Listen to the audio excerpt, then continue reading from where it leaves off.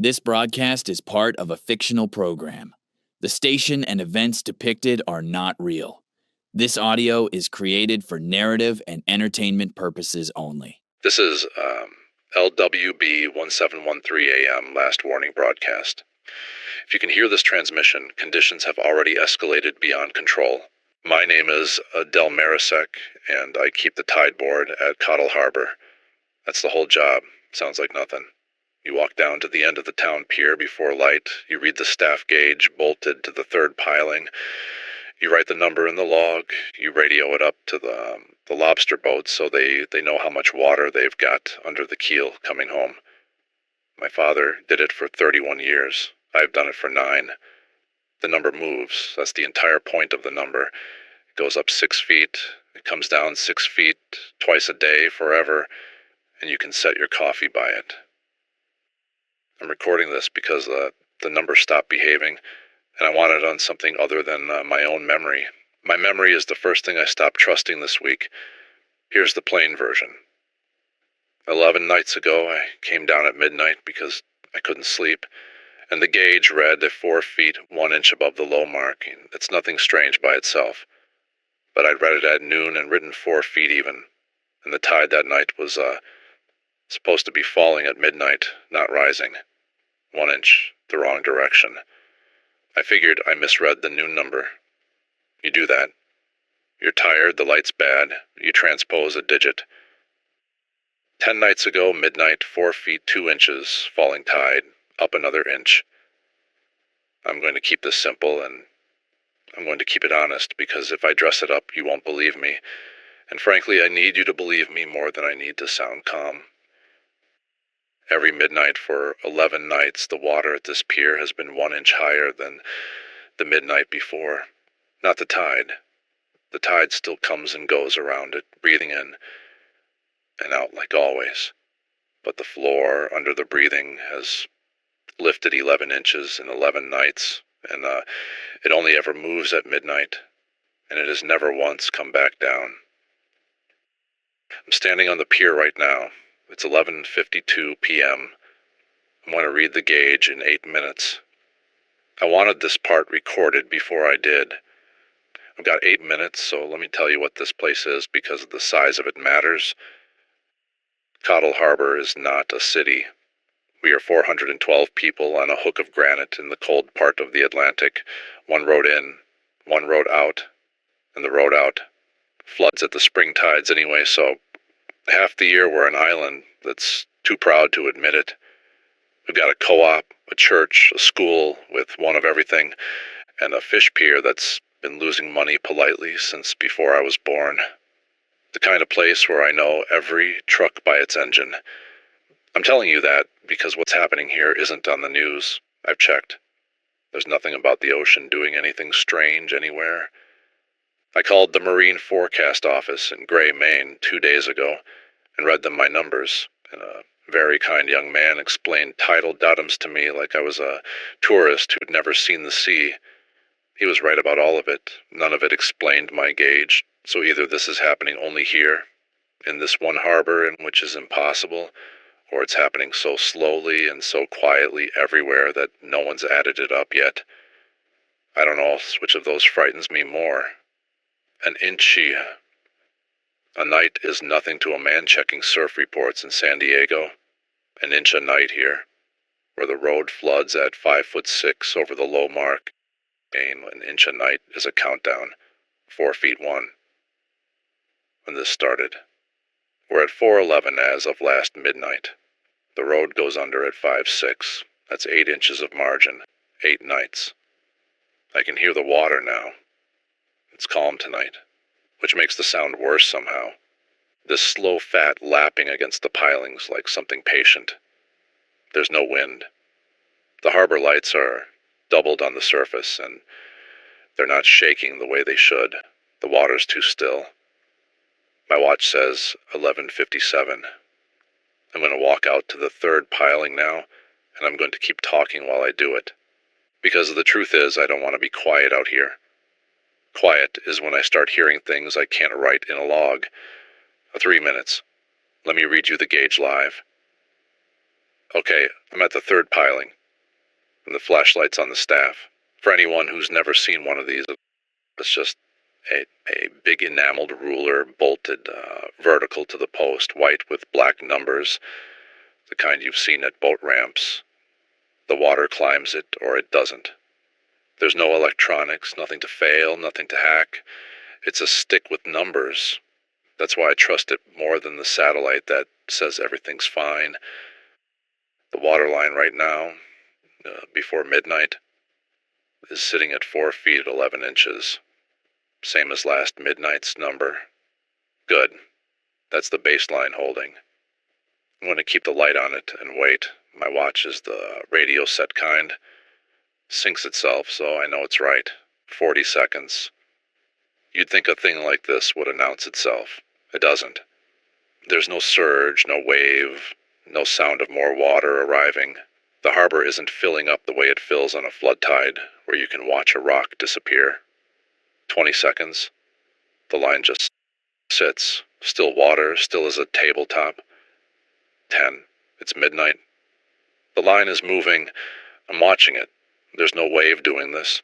The flat surface of the entire harbor is rising against the staff, evenly, the way water rises in a glass. I mean, when you tilt a faucet you can't see, 5 feet 0, the number that was the road's whole safety margin a week ago, gone, just like 5 feet 1 inch. It stopped, and it took about 40 seconds, and it stopped at 5 feet 1 inch. 1 inch over last midnight, exactly like every night. Dead flat again now. I'm putting my hand near the staff, and the water's not running anywhere, not draining, not climbing. It found its new floor, and it's holding it like it's always been there. 5 feet 1. The road floods at 5'6". I need to say something out loud that I haven't let myself say. When the line moved just now, for those 40 seconds, the lapping against the pilings stopped completely. 400 years of this harbor making the same sound, and for 40 seconds it went silent, like the whole ocean was holding still to do this one careful thing, and then it started breathing again. I'm going to go home now. My daughter's asleep, and my father's in the back room, and I told neither of them I came down here. Tomorrow, I'm going to start knocking on doors, because 8 inches is now 5. And 5 inches is 5 nights, and somebody besides me needs to be watching the water. Morning. I didn't sleep, so we'll call this the same recording. I want to tell you about my father before I tell you about the doors, because something happened in his back room at 4 a.m. that I can't shake. My father is 81. His name is Gus. His mind comes and goes, now mostly goes, the last 2 years.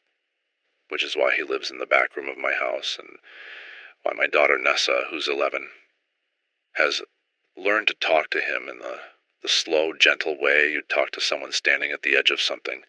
He doesn't always know what year it is. He almost never knows who I am before noon. But he kept that tide board for 31 years, and there are things in a man that outlast the man. I keep all the old logs in a sea chest. Stupid sentiment.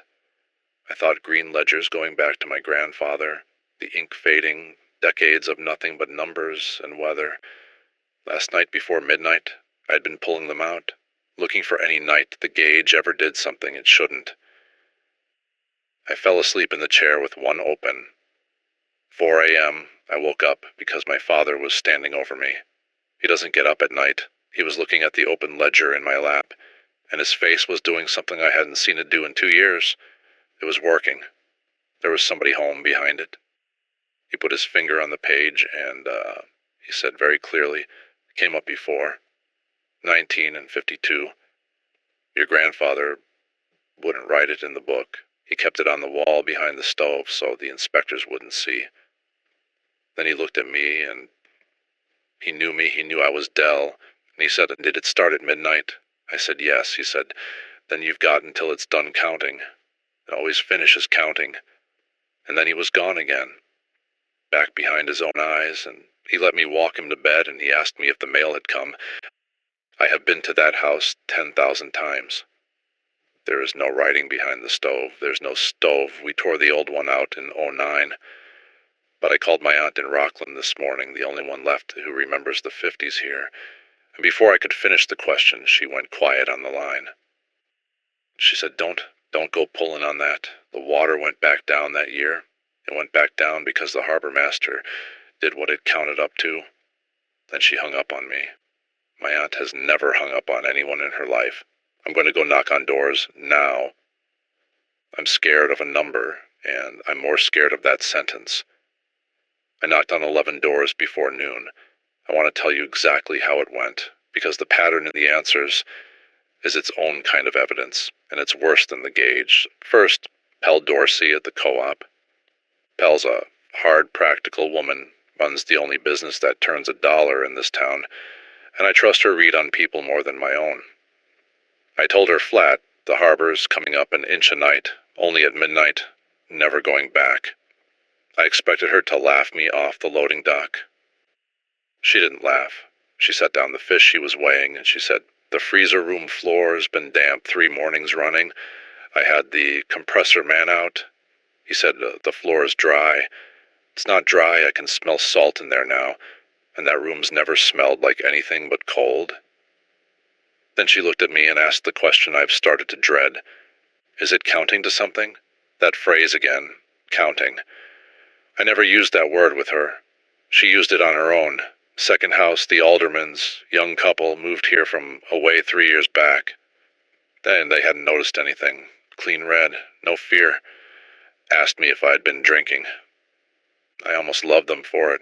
Then it went the other way and stayed there. Old Tom Verrill, whose family's been here longer than the church, opened the door before I knocked and said, I wondered who'd be first this time. This time. He's 90, he wouldn't say more. He said his mother made him promise. The Cooper's well has gone brackish salt in the drinking water, and they're 40 feet above the harbor on solid rock. There's no way the sea's in their well. There's no mechanism. Water doesn't climb 40 feet of granite to ruin a well and leave the harbor calm. But it has. The school teacher, Ms. Iyer, youngest person I talked to with any sense, told me her class of 9 kids spent yesterday's free draw period all drawing the same thing without discussing it. The harbor, but with the water up over the rooftops and people standing on the bottom of it, under the water, looking up with their arms raised. She showed me. 9 children, 9 drawings, the same image. She'd kept them because they unsettled her. People under the water with their arms up. I am putting all of this on the recording, in the order I got it, because I want it understood that I am not building a story, and I went out to find people who'd seen a high gauge. Instead, I found that this whole town already knows something I've spent 11 nights discovering alone, and they know it the way you know a smell from childhood without words from underneath. By midnight tonight, we'll be at 5 feet 2. The road floods at 5'6". I've asked 4 people to come down to the pier with me tonight. I want witnesses on the gauge. I want to not be the only one who saw it move. There were 5 of us on the pier at midnight. Me, Pell from the co-op, Tom Verrill, who I half carried down the ramp, Ms. Iyer, the teacher, and a lobsterman named Kobe Frost, who didn't believe a word of it and came to prove me a fool. Good. You want the skeptic? The skeptic is the most useful person in the room until the moment he isn't. I set my flashlight on the staff. We waited. I narrated for them the same way I narrated for you last night, because I found that talking through it keeps my own hands steady. Kobe spent the whole 1150s explaining tides to me. He had a chart on his phone. He had the lunar tables. He had the wind that wasn't blowing. He told me the gauge had a settling problem, that the piling had shifted, that I was reading the wrong mark in the dark. He was generous about it. He wanted me to be wrong, because the alternative was unbearable, and I understood that, because I want me to be wrong too. 5 feet 1 when we started. Kobe read it himself out loud twice, and wrote it on his own hand with a marker, so I couldn't claim I changed it. Midnight came. The lapping stopped. All 5 of us heard it. That's the thing I needed, witnesses to the silence, and Pell grabbed my arm. The harbor went flat and still and quiet as a held breath, and the line on the staff rose, smooth, no wave, no source. 5 feet 1.5, 5 feet 2, and it stopped. Colby didn't say anything for a long time. He looked at the number written on his own hand and the number on the staff. Then he did the thing I'll remember about him. He knelt down and put his whole arm in the water up to the shoulder, feeling for a current, for an inflow, for any honest physical reason the water should be higher. There's nothing. No current. He said, it's not coming from anywhere. And his voice broke on it, because Colby Frost has spent 40 years knowing that water always comes from somewhere. Tom Verrill, 90 years old, started to cry. And not scared crying. The other kind. The kind that comes when an old fear you'd told yourself was a story turns out to have been true the whole time. He said it took 11 that year too, 11 counts. Then the man went out and it stopped. And Miss Iyer asked gently, "Went out where, Tom?" And he pointed, straight out past the breakwater into the black water. "Out," he said. "On the last night he walked out and it took him and it gave the town back its road. They told us he drowned. He didn't drown.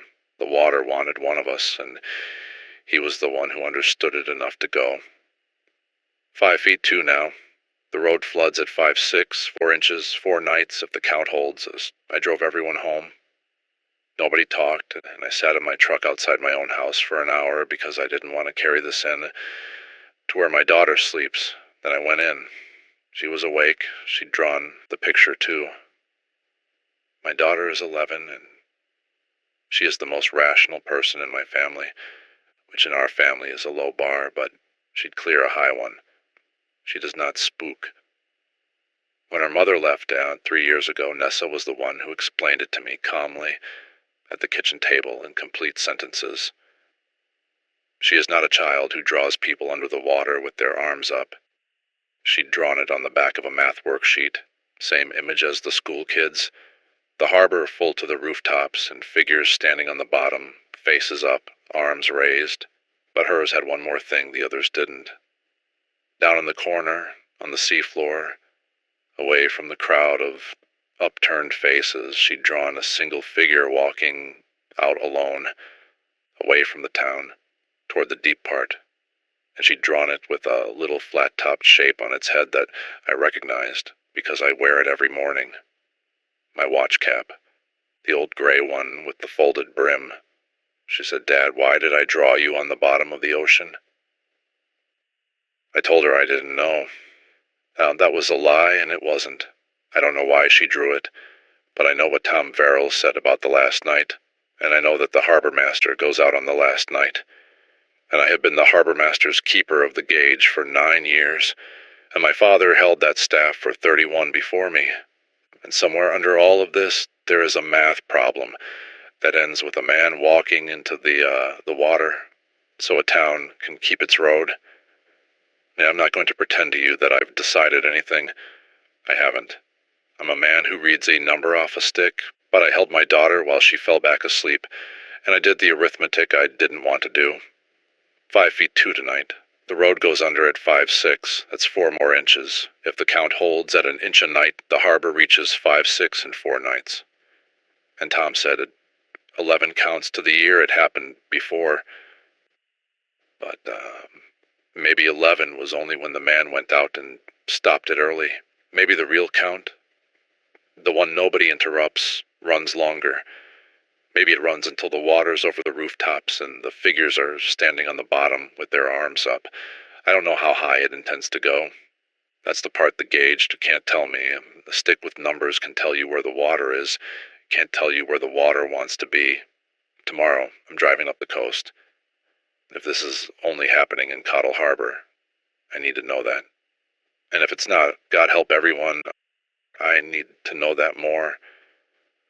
I drove 90 miles up the coast today, and I came back more frightened than I left, which I didn't think was possible at 7 a.m. Here's what I did.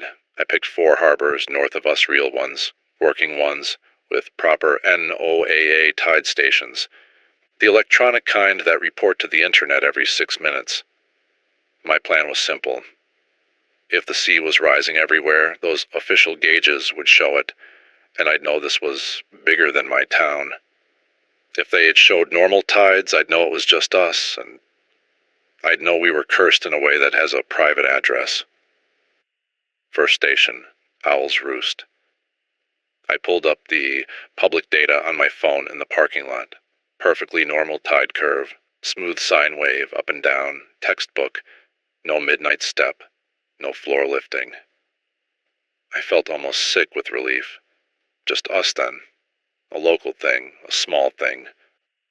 Then I walked out to their actual staff gauge, the physical stick, the dumb one, because I've stopped trusting anything that reports through a wire. The physical gauge read 11 inches higher than the electronic station said it should. The electronic station, the official one, the one the whole country reads, the one that told that nice young man in gray that everything's fine, was reporting a normal tide, and the actual water, the wet water you can touch, was 11 inches above what the official number claimed. 11 inches. The same 11 I've been logging. I checked the next station. Same. Physical gauge high, electronic readout normal. I stood there refreshing the official feed, watching it draw a calm, smooth tide curve, while the real ocean lay 11 inches above the line it was drawing, flat and patient and quiet. Something is feeding the instruments a normal sea. Not just here. The whole reporting network is showing a tide that no longer exists, and the actual water has been climbing under it. All up the coast, an inch a night, and no human being is going to add it up from a screen, because the screen has been told what to say. I am not a conspiracy man. I want that on the record. I read a stick for a living, but I checked 4 stations with my own eyes and my own hands, and the wet water doesn't match the wire, and it doesn't match in the same direction, by the same amount in every single place I looked. It's not just us, it's everywhere. It's just quiet everywhere, and loud here, because we're the town with the road that floods at 5/6 and the gauge that an old man and his old man read by hand. On the drive home, I called the office in gray again. Different person this time. I told her calmly that her physical gauges were reading high against her electronic stations, and she should send someone to check. There was a long pause, then she said in a voice that was trying very hard to be procedural, "Sir, we've had a number of calls like this today, and we've been advised not to discuss it on open lines. Is there a number where someone can reach you?" A number of calls today, advised not to discuss it. I didn't give her my number. I drove home to my daughter and my father and my 4 inches of margin. I need to revise something I told you, and I hate that I have to, because the one thing I had left was the rule, an inch a night. Predictable, a countdown you could at least see coming. Last night, the gauge went up 2 inches, 5 feet 2 to 5 feet 4, 2 inches into 1 to midnight. I was there.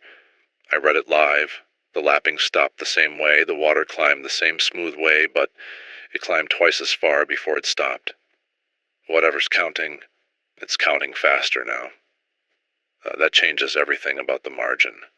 So let me do the arithmetic out loud, because I'd rather you hear me do it than wonder if I'm hiding it. 5 feet 4 right now.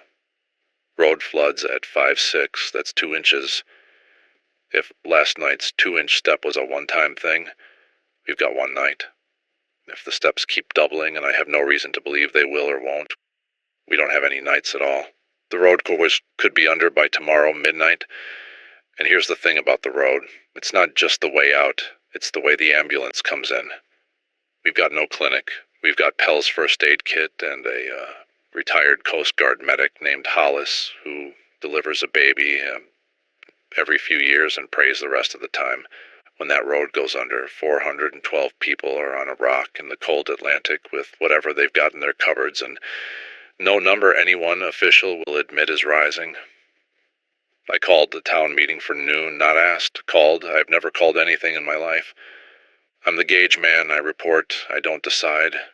But there's nobody else, and the silence on The official end has told me everything I need to know about whether help is coming. Pell's opening the co-op as a shelter. Kobe and the other boatmen are running supply trips while the road's still passable at low tide. Ms. Ayers getting the kids' parents organized. We're moving everyone we can up to the church and the school, which sit highest, on the granite shoulder of the hook. I moved my father and Nessa up to the church already. My father went easily. In the truck he looked out at the harbor, lucid for a moment, and then said, "It's beautiful when it does this." People always forget to say that. It's the most beautiful thing you'll ever see, and that's the trap of it. Then he asked if the mail had come. 2 inches of margin. One night. Maybe none. I want to try to reason this out, because reasoning it's the only tool I've got that the water hasn't taken yet. And because if I'm going to ask people to trust me, I owe them my actual thinking, and not just my fear. So here's what I think is happening, and I'll tell you plainly that it's a guess from a man who reads a stick. The water isn't flooding us. I keep coming back to that. A flood is water arriving from somewhere: rain, surge, a river over its banks, the moon pulling a high tide. You can trace a flood. It has a source and a direction and a sound. This has none of those. The harbor doesn't fill. There's no current. Kobe put his arm into the shoulder and felt nothing moving. The water isn't coming in. The water that's already here is simply deciding every midnight to be higher than it was. The same water, choosing a new floor, and it does it in silence and stops the lapping first. For 40 seconds, twice as long last night. The entire ocean around this hook of rock goes still, quiet and attentive, and in that stillness it lifts itself, and then it lets the waves start again like nothing happened. That's not weather. Weather is the most honest thing there is. It never stops moving, and it never goes quiet on purpose. This goes quiet on purpose. The instruments showing normal tides, I've turned that over and over. The simplest explanation is that the instruments are fine, and reality is wrong, that the official sea and the real sea have come apart, and the wires are faithfully reporting a sea that used to exist. The gauges aren't lying. They're remembering.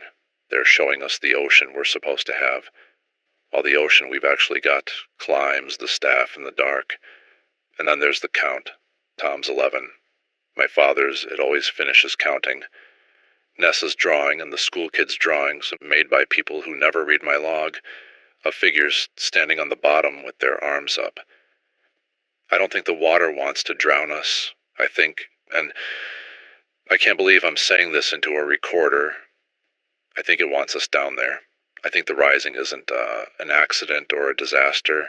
I think it's an invitation or a summons written in the only language a coastal town can't ignore. The level of the sea, and the figures with their arms up aren't drowning. They're waiting. They went down and they stayed, and they're looking up for the rest of us. My father said it's beautiful, and that the beauty is the trap. I keep thinking about the harbor master in 52, who walked out on the last night, who they said drowned, but who Tom says understood it enough to go, and how the water went back down after. One man down, and the count resets. The town keeps its road. Everybody tells their children he drowned. I don't know if that's a sacrifice or a transaction, or just an old story dressed up by 90 years. But I know my daughter drew me on the seafloor, in my own hat, walking out alone toward the deep. And I know I am the man who reads the gauge, and I know that in every version of the story, the one who goes out is the one who understood the water best. I understand it pretty well now. That's the part I can't say to anyone up at the church. 2 inches of margin. I'll read it live at midnight. It's a quarter to midnight, and I'm at the pier and the road's already gone. Not at midnight, now, before the count. The regular tide came in this evening on top of the new floor, and 5 feet 4, plus a normal evening flood was enough. The low stretch of the causeway went under at 9 p.m., and it hasn't come back. We're an island as of tonight, 3 hours ahead of schedule, and the count hasn't even run yet. I watched the last truck make it across. Colby ran one final load of fuel and propane to the church side at 8:40, with water already washing his tires, and then he came back across to the pier side to be with me, which I told him not to do, and which he did anyway. He's standing next to me right now. He says if the gauge man's going down to read the number, the gauge man's not doing it alone. And I didn't have the strength to argue, and the truth is I didn't want to. Most everyone's up on the granite now, the church, the school, the co-op, 200-some people on high ground with food and a generator, and Hollis the medic and Pell running it like a ship. They can see the harbor from up there. They can see my flashlight on the staff. I told them I'd signal the number with the light so they wouldn't have to come down to know it. I left Nessa with Ms. Iyer, and I left my father in a cot by the church radiator, and at the door, my father caught my sleeve, and he was there again, all the way there, the way he was the night of the logbook. He said, "You're thinking about going out?" I didn't answer. He said, "I thought about it in 52. I was 19. My father read the gauge, and I watched him decide not to go, and the water kept climbing, and we lost the lower town and 11 people before old Harmon, Verrill Tom's grandfather, went out instead, and it stopped. My father lived another 50 years knowing 11 people died in the days he spent deciding. Then he said, "The thing I'll carry, there's no clean choice down here, Del. There's the choice where you go, and there's the choice where someone else has to. Now, that's all the water's offering. It never offered more than that." I asked him how the count ends if nobody goes. He looked out at the church door at the dark harbor, and he said, "It doesn't. It just keeps finishing until the whole town's on the bottom with their arms up, and then it's done, and the sea goes back to normal, and there's no one left to say what happened. That's the other way it stops. It always stops. The only question it's ever asked is how." It's 11:50 now. The water's flat and waiting. Colby's got his hand on my shoulder. 5'4". I'm going to read it when it moves. The lapping just stopped. Colby felt it before I said it. He squeezed my shoulder and said, "It went quiet." And his voice was a whisper, because you whisper in a church, and this has become one. I got the light on the staff. 5'4", still flat. The whole harbor is a black mirror, and the church lights up on the granite are doubled in it, perfect, not a ripple. 200 people's worth of lamplight lying still on water that's about to decide what it wants to be.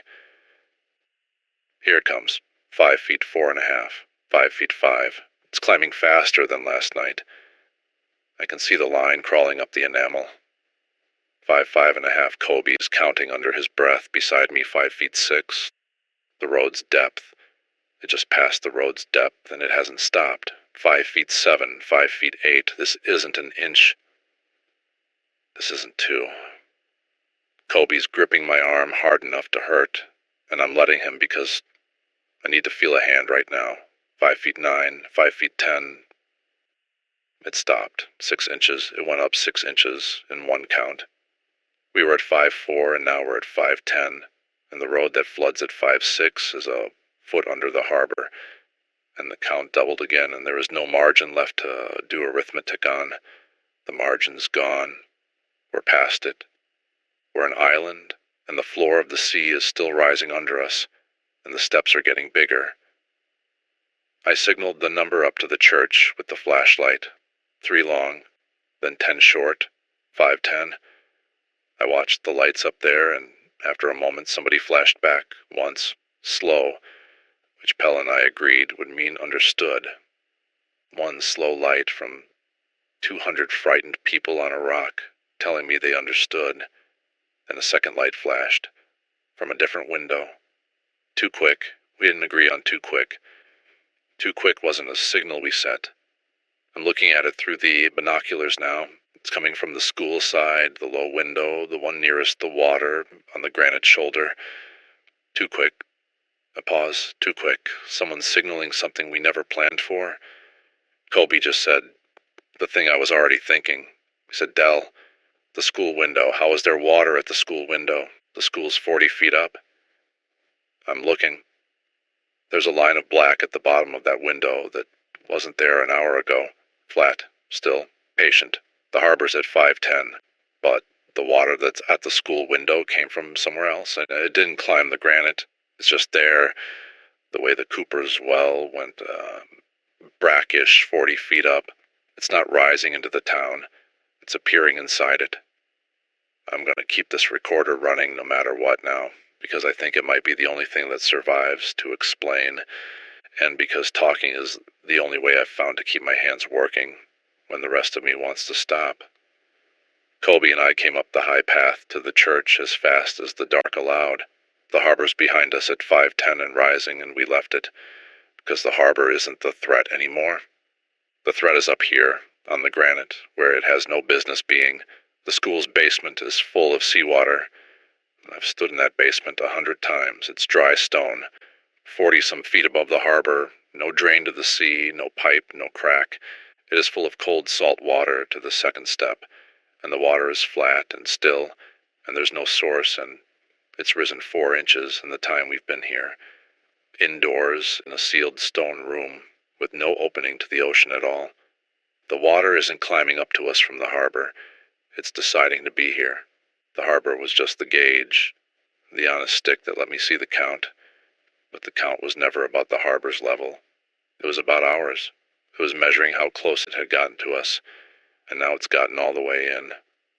Pell's got everyone moved up to the church proper and the loft, off the ground floor, or because the ground floor has gone damp in the corners. Not flooded, just wet, salt wet, the floor, weeping seawater up through solid laid stone. The Cooper's as well, 2 days ago. The co-op freezer. The smell of salt in dry rooms. It was all the same thing. The same fingers of sea reaching up through the rock, and we read it as plumbing because plumbing was the only story we had. Hollis, the medic, is keeping people calm by keeping them busy. Miss Iyer has the children up in the loft singing, which I thought was sentimental until I understood it's keeping them from looking out the windows. My father is awake and lucid and has been for an hour now, the longest stretch in 2 years, and I've started to understand that the water clarifies him somehow, that whatever's reaching up through the stone is also reaching back through the fog in his head, and that this is not a comfort. Nessa came and found me the second I walked in. She didn't cry. She held my hand and she said, "It's at the windows. I can hear it, but I can't hear it. When everyone stops talking, the room goes the way the harbor goes." She means the lapping. She means the stillness. An 11-year-old described the silence to me before I described it to her. We've got high ground and no higher ground to go to. We've got 200 people and a count that doubled twice. We've got water appearing inside seal stone, and we've got my father, fully himself for the first time in years, sitting up on his cot, watching the windows go dark with a flat patient line, saying very quietly to no one, "It's almost done counting." I asked him what happens when it's done. He looked at me with my own eyes in his old face and said, "Then it asks, and you'll want to answer. That's the part nobody warns you about. When it asks, you'll want to say yes." It's asking now. I need to describe this carefully because I don't fully trust my own description. And if you're hearing this, I need you to weigh it. Knowing the man recording it can feel it pulling on him. About 20 minutes ago, the church went quiet. Not because anyone hushed. People simply stopped talking. One by one. Mid-sentence, the way you trail off when you hear your name from another room. Miss Iyer's children stopped singing.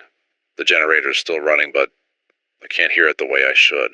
The whole building went the way the harbor goes, that flat, still, attentive quiet, the held breath, except now, we're inside the breath. And in the quiet, there's a feeling. I'll do my best. It's the feeling of being missed, of someone who loves you waiting in the next room and wondering why you haven't come in yet.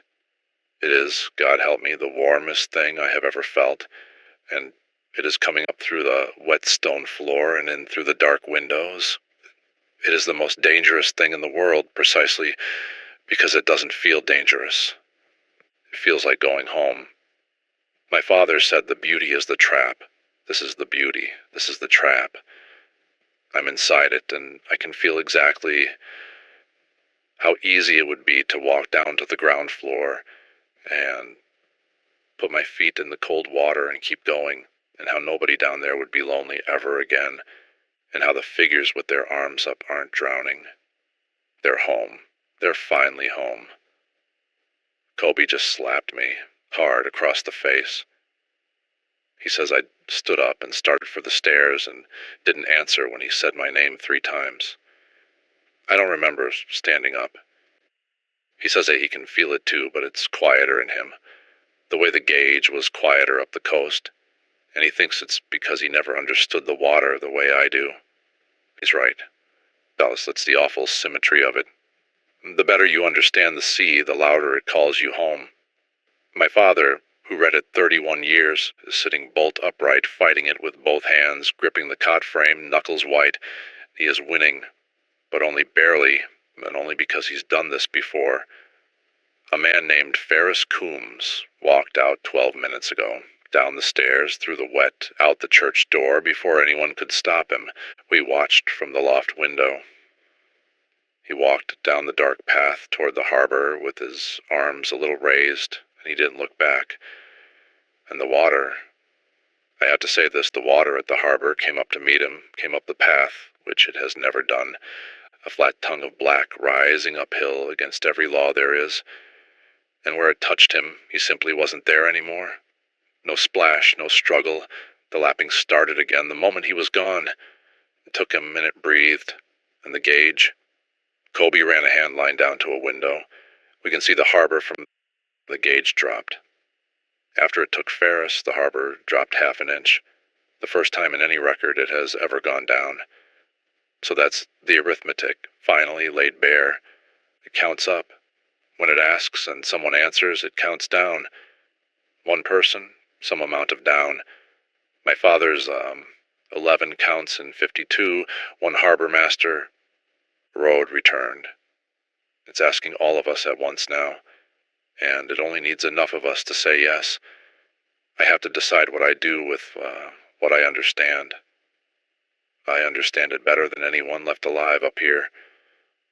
Let me think out loud, because I've got maybe an hour before the next count, and I want my reasoning on the record, whatever I choose, so that if Nessa ever hears this, she knows it wasn't despair. It was arithmetic, and it was love, and those turned out to be the same number. Here's what I know. The water counts up until enough people answer the call to bring it back down. In 52, it took 11 people who answered before old Harmon Verrill went out on purpose and gave it whatever the last payment was, and it stopped. The choosing isn't really whether the town pays. The town always pays. My father said it. There's no choice where nobody goes. There's only the choice between who goes and how many.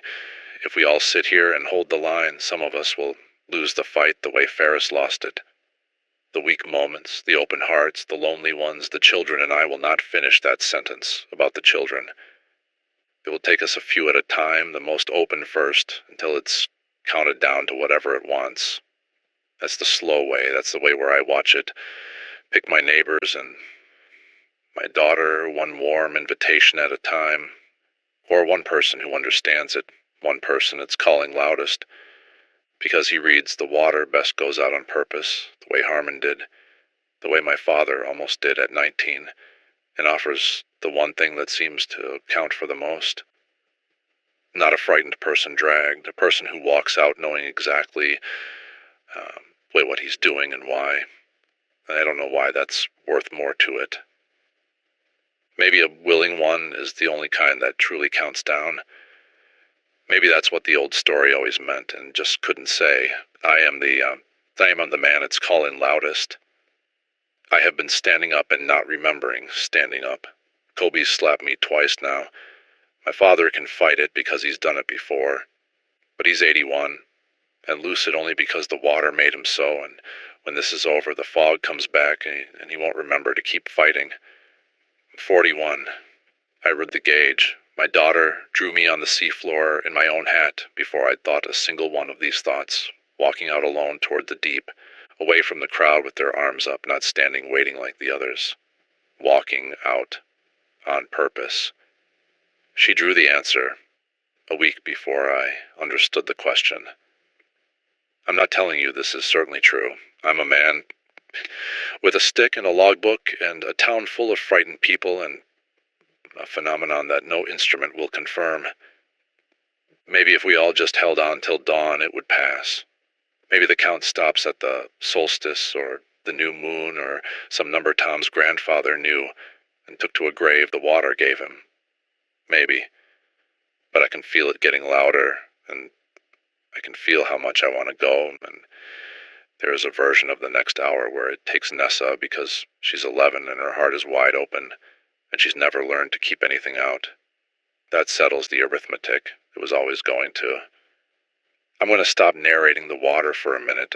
There's something more important to record, and it's the only part of this I actually got to choose, so I want it kept.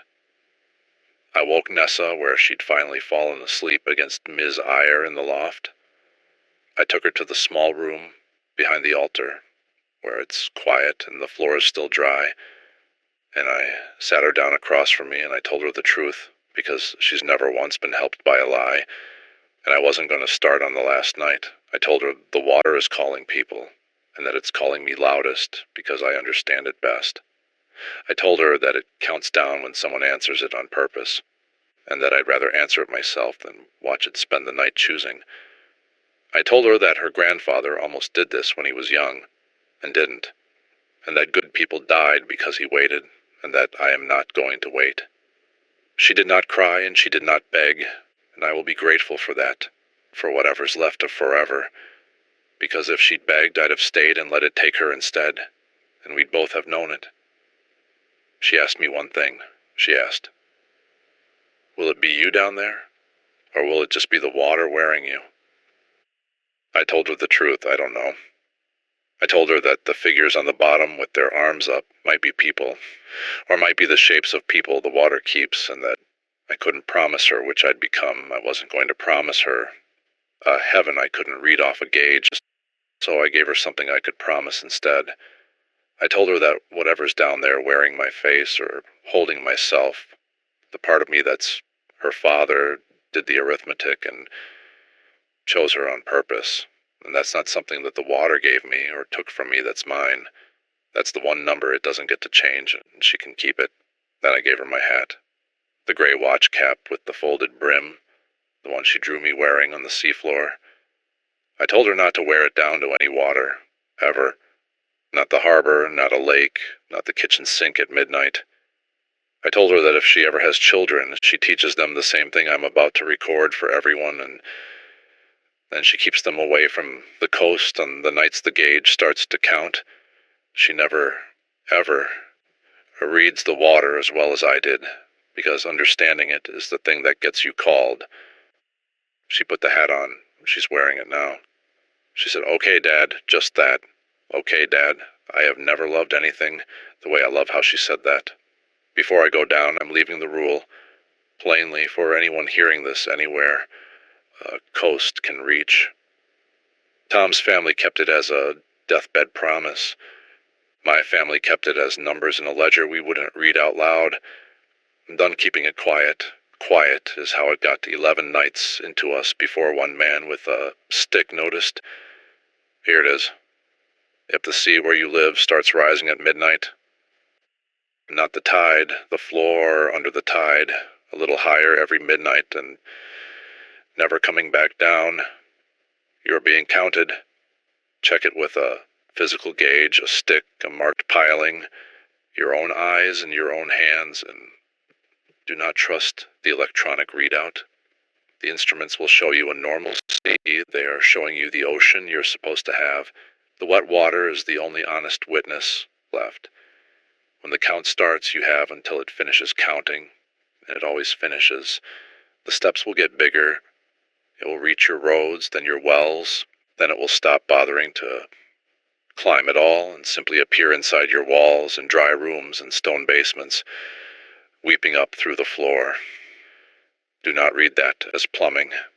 By then it's inside, and then it will ask.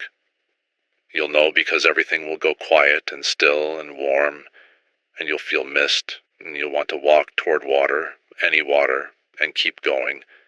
That feeling is the trap, and the beauty is the trap.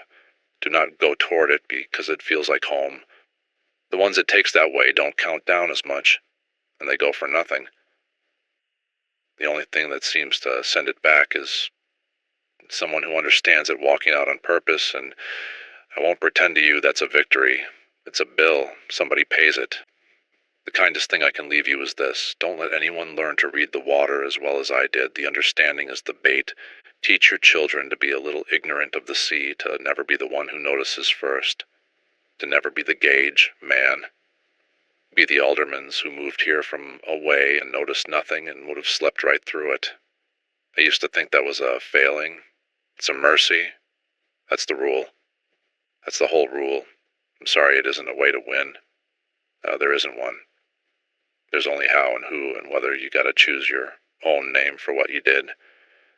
I'm at the church door, the recorder's going in my pocket, and I'll narrate as long as it can hear me, which it won't be long once I'm at the water.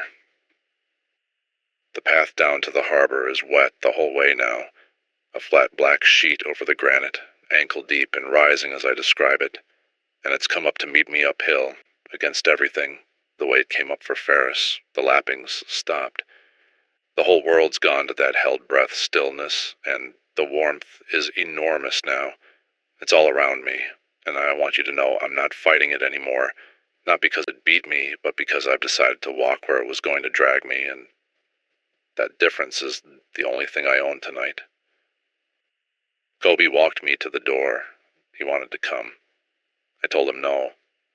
I told him the town needs one man left who can read the gauge a little, but not too well, just enough to know if the count ever starts again. And Kobe's the right amount of ignorant and the right amount of brave. He's crying. He's a lobster man. I've never seen it. He gripped my hand and he said, I'll watch your girl. That's all. I'll watch your girl. I believe him the way you believe the tide. Behind me, the church windows are full of faces.